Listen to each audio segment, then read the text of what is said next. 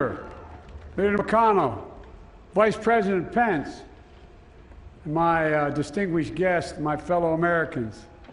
This is America's day.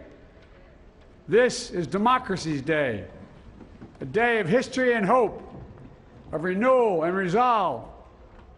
Through a crucible for the ages, America has been tested anew, and America has risen to the challenge. Today, we celebrate the triumph not of a candidate, but of a cause, the cause of democracy. The people, the will of the people has been heard, and the will of the people has been heeded. We've learned again that democracy is precious, democracy is fragile, and at this hour, my friends, democracy has prevailed. So now, on this hallowed ground where just a few days ago, violence sought to shake the Capitol's very foundation, we come together as one nation, under God, indivisible, to carry out the peaceful transfer of power as we have for more than 2 centuries. As we look ahead in our uniquely American way, restless, bold, optimistic, and set our sights on the nation we know we can be and we must be. I thank my predecessors of both parties for their presence here today. I thank them from the bottom of my heart. And I know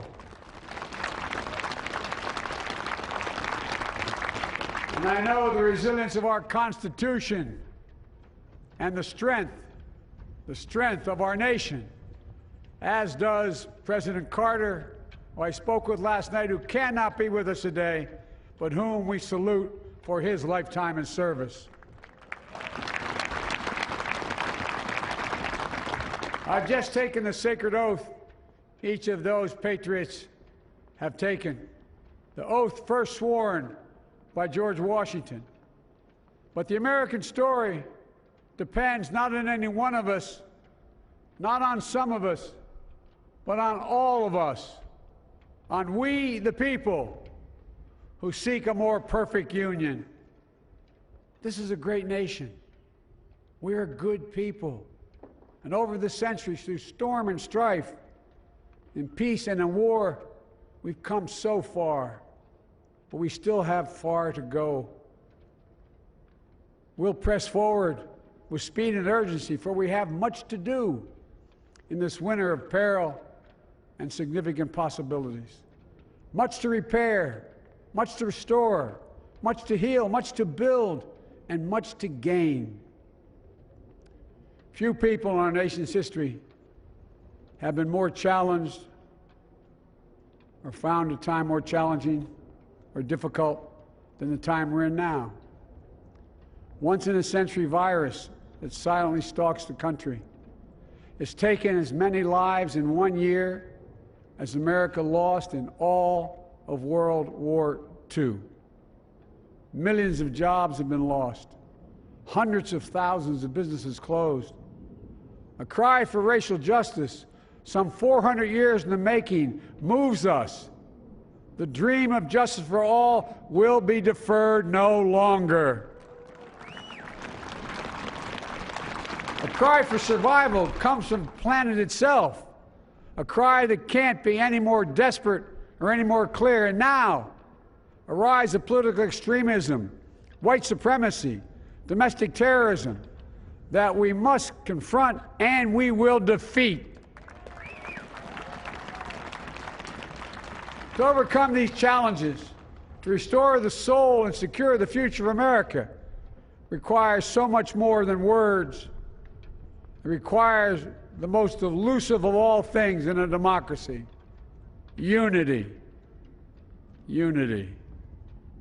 In another January, on New Year's Day in 1863, Abraham Lincoln signed the Emancipation Proclamation.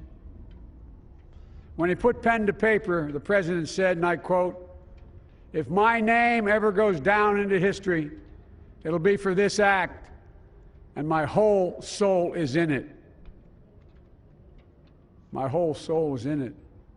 Today, on this January day, my whole soul is in this, bringing America together, uniting our people, uniting our nation. And I ask every American to join me in this cause.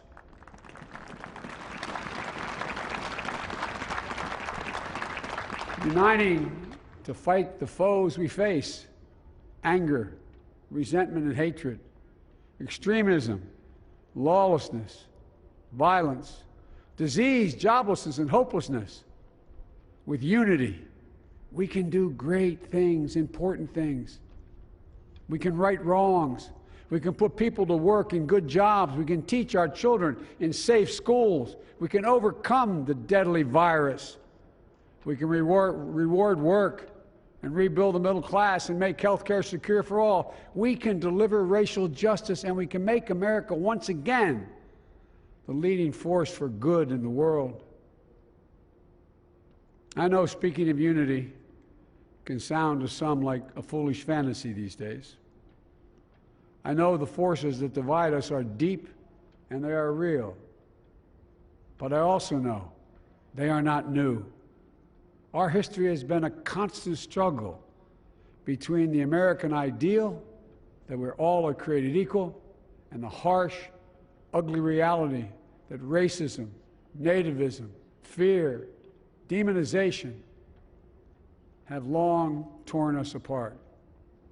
The battle is perennial, and victory is never assured. Through Civil War, the Great Depression, World War, 9/11, through struggle, sacrifice, and setbacks, our better angels have always prevailed. In each of these moments, enough of us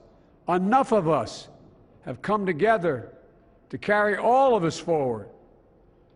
And we can do that now. History, faith, and reason show the way of unity. We can see each other not as adversaries, but as neighbors. We can treat each other with dignity and respect. We can join forces, stop the shouting, and lower the temperature. For without unity, there is no peace, only bitterness and fury. No progress, only exhausting outrage. No nation, only a state of chaos. This is our historic moment of crisis and challenge, and unity is the path forward. And we must meet this moment as the United States of America. If we do that, I guarantee you we will not fail.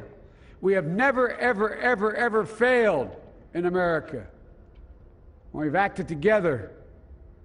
And so today, at this time, in this place, let's start afresh, all of us. Let's begin to listen to one another again, hear one another, see one another, show respect to one another. Politics doesn't have to be a raging fire, destroying everything in its path. Every disagreement doesn't have to be a cause for total war. And we must reject the culture in which facts themselves are manipulated and even manufactured.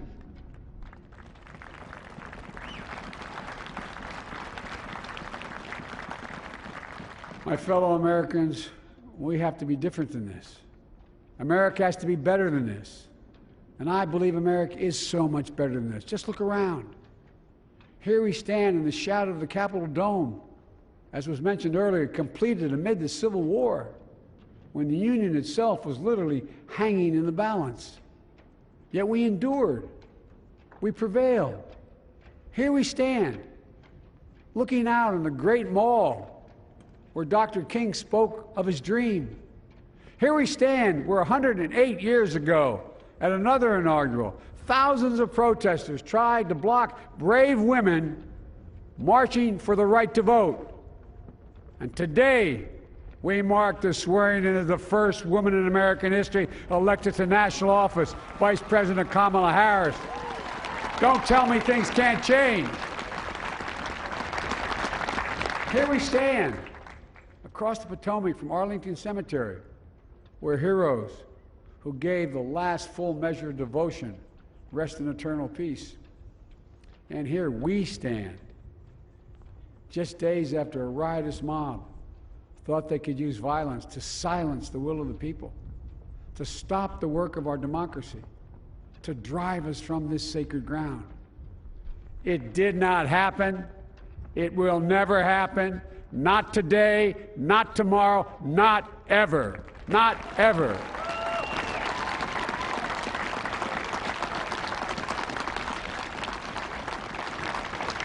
To all those who supported our campaign, I'm humbled by the faith you've placed in us. To all those who did not support us, let me say this. Hear me out as we move forward. Take a measure of me and my heart. And if you still disagree, so be it. That's democracy. That's America. The right to dissent peaceably within the guardrails of our republic is perhaps this nation's greatest strength. Yet hear me clearly. Disagreement must not lead to disunion. And I pledge this to you. I will be a president for all Americans. All Americans. And I promise you, I will fight as hard for those who did not support me as for those who did.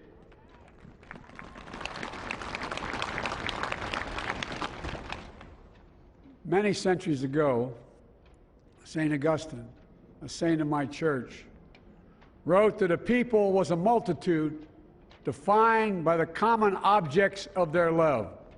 Defined by the common objects of their love. What are the common objects we as Americans love that define us as Americans? I think we know.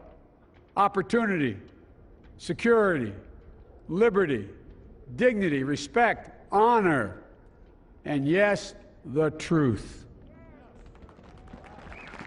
Recent weeks and months have taught us a painful lesson. There is truth and there are lies. Lies told for power and for profit.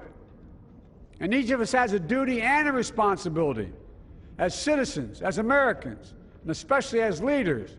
Leaders who have pledged to honor our Constitution and protect our nation, to defend the truth and defeat the lies. Look, I understand that many of my fellow Americans view the future with fear and trepidation. I understand they worry about their jobs. I understand, like my dad, they lay at bed at night, staring at the ceiling, wondering, can I keep my health care? Can I pay my mortgage? Thinking about their families, about what comes next. I promise you, I get it. But the answer is not to turn inward, to retreat into competing factions, distrusting those who don't look like you, or worship the way you do, or don't get their news from the same sources you do. We must end this uncivil war that pits red against blue, rural versus urban, conservative versus liberal. We can do this if we open our souls instead of hardening our hearts, if we show a little tolerance and humility, and if we're willing to stand in the other person's shoes, as my mom would say, just for a moment, stand in their shoes. Because here's the thing about life. There's no accounting for what fate will deal you. Some days, when you need a hand. There are other days when we're called to lend a hand. That's how it has to be. That's what we do for one another.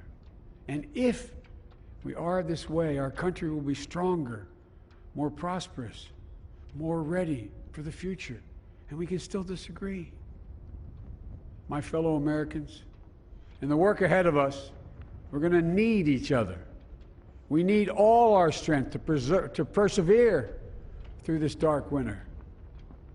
We're entering what may be the toughest and deadliest period of the virus. We must set aside politics and finally face this pandemic as one nation. One nation. And I promise you this, as the Bible says, weeping may endure for a night, but joy cometh in the morning.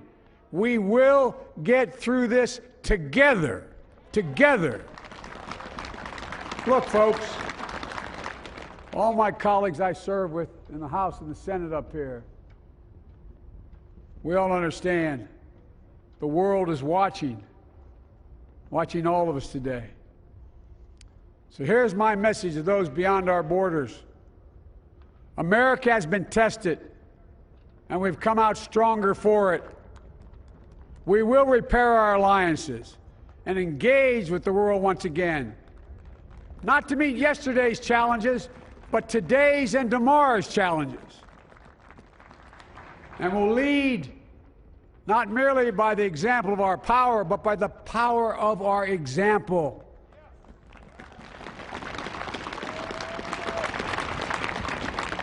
We'll be a strong and trusted partner for peace, progress, and security.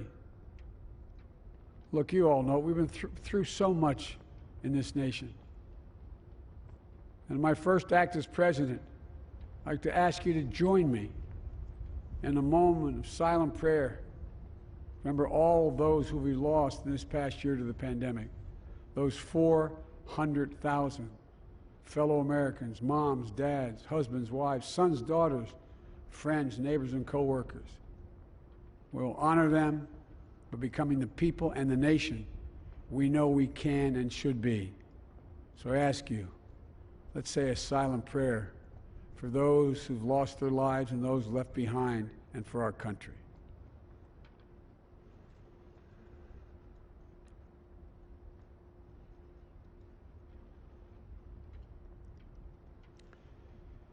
Amen. Folks, this is a time of testing. We face an attack on our democracy and on truth, a raging virus, growing inequity, the sting of systemic racism, a climate in crisis, America's role in the world. Any one of these would be enough to challenge us in profound ways. But the fact is, we face them all at once, presenting this nation with one of the gravest responsibilities we've had. Now we're going to be tested. Are we going to step up, all of us? It's time for boldness, for there's so much to do. And this is certain. I promise you, we will be judged, you and I, by how we resolve these cascading crises of our era. We will rise to the occasion is the question. Will we master this rare and difficult hour? Will we meet our obligations and pass along a new and better world to our children?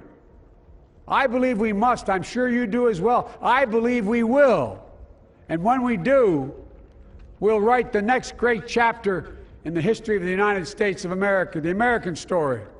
A story that might sound something like a song that means a lot to me. It's called American Anthem. There's one verse that stands out, at least for me, and it goes like this. The work and prayers of century have brought us to this day. What shall be our legacy? What will our children say? Let me know in my heart when my days are through. America, America, I gave my best to you. Let's us add our own work and prayers to the unfolding story of our great nation. If we do this, then when our days are through, our children and our children's children will say of us, they gave their best, they did their duty, they healed a broken land. My fellow Americans, I close the day where I began, with the sacred oath. Before God and all of you, I give you my word. I will always level with you. I will defend the Constitution. I'll defend our democracy. I'll defend America. And I'll give all of you, keep everything I do in your service, thinking not of power, but of possibilities, not of personal interest, but the public good. And together we shall write an American story of hope, not fear, of unity, not division, of light, not darkness, a story of decency and dignity, love and healing, greatness and goodness. May this be the story that guides us, the story that inspires us, and the story that tells ages yet to come that we answered the call of history. We met the moment. Democracy and hope, truth and justice did not die on our watch but thrived. That America secured liberty at home and stood once again as a beacon to the world. That is what we owe our forebears, one another, and generation to follow. So, with purpose and resolve, we turn to those tasks of our time, sustained by faith, driven by conviction, and devoted to one another and the country we love with all our hearts. May God bless America, and may God protect our troops. Thank you, America.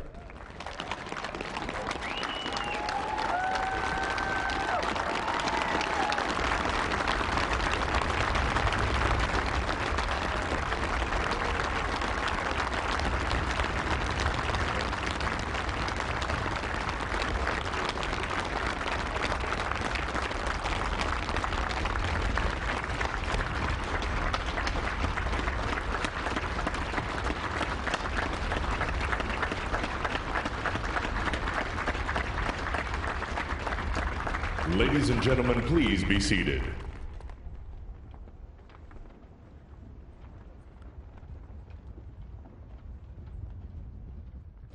Ladies and gentlemen, please welcome Garth Brooks to perform Amazing Grace.